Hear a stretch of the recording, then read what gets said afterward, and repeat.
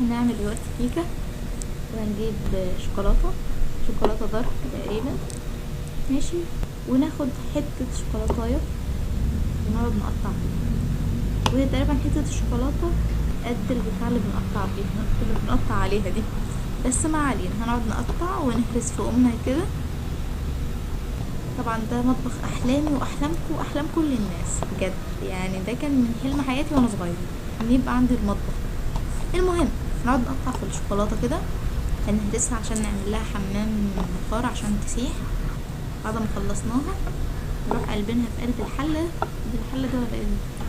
باين فنجان، يعني فنجان عامل حلة، هنقلبها فيه. يلا هوبا بالسكينة الموجودة جدا دي. بعد كده نجيب ده ايه ده؟ باين بوتاجاز، وهنملي الحلة مية، نملي كده كلها مية، ونولع الشمع البوتاجاز يعني البوتاجاز عامل نفسه شمع.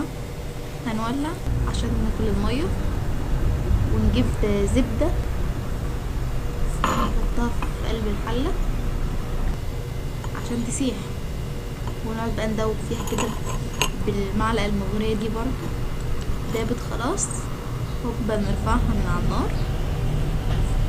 ايوه، طبعا هنحطها على حاجة عشان الدولاب ما يتحرقش. ونجيب الشوكولاتة ننزلها في قلب الزبدة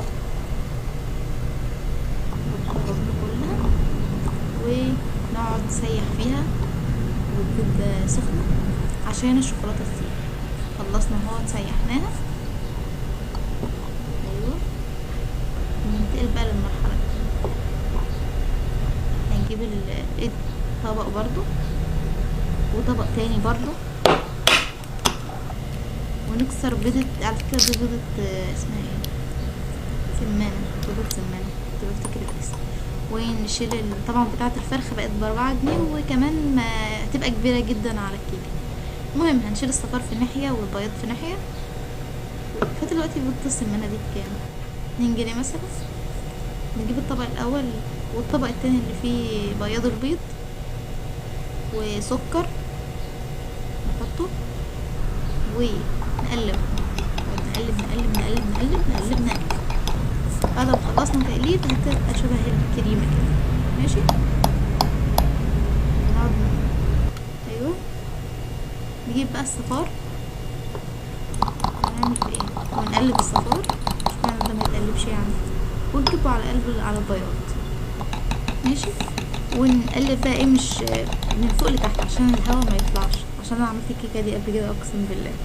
بعدين نجيب حله او صينيه، انا مش عارفه دي حله اكيد، ونحط فيها دقيق. هندخل دقيق فيها، حبه فنجان دقيق ده ولا معلقه، هندخله فيها. ايوه هقول لك كله.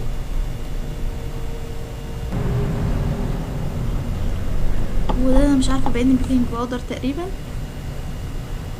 وكاكاو، ندخلهم مع بعض.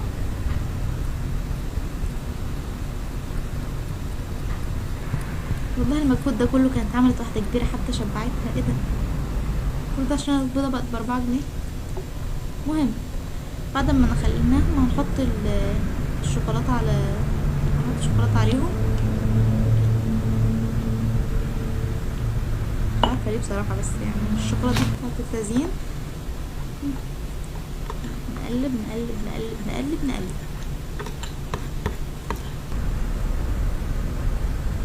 بعدها نحط عليهم البيض والبتاع اللي احنا عملناه من حبه، نحط عليهم ونقلب نقلب نقلب نقلب بتاع كله تقريبا. المهم بعد ما قلبنا والله بقت شكلها حلو.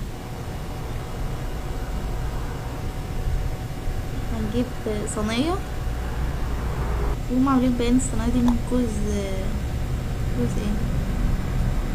كوز اللي هو بتاع يعني. المهم هندهن الصينيه بالسمنه، ونجيب الخليط بتاعنا الجميل نحطه فيها. والمعلقه دي بتاعت، عارفين انتم كان في زمان كده بتاع نص شوكولاته ونص كريمه، كان لها معلقه كده برضه، أنا كنت بعشقها. هي باين دي نملى الصينيه ونروح حاطينها في الفرن. بجد الفرن شكله حلو. صاب علشان ما يتحرقش وندخل في الفرن.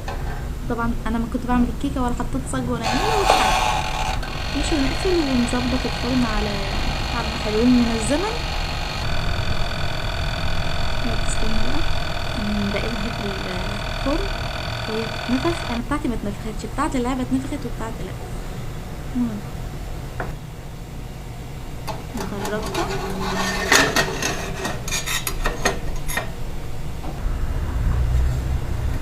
والله العظيم كنت بعمل كده. نخرجها بقى من الصينيه. انا بتاعتي اتحرقت وكانت من جوه اصلا مش مستويه ولا اتنفخت ولا نيله، بقت هي والصينيه نفس السمك. يعني نقلبها الناحيه التانية، نكب عليها سكر باين تزيين يعني. دي نأكلها لصنفور وصنفورة. هنزينها كمان بالكريمة كده. مش عارفة هو بيزين ازاي بالظبط، بس يعني وحاطين عليها باين جربانة او درس مخلوع حاجة وقلب كمان، ونقطع وناكل بقلب هنا على القلب. هقول لكم طعمها هيبقى ايه.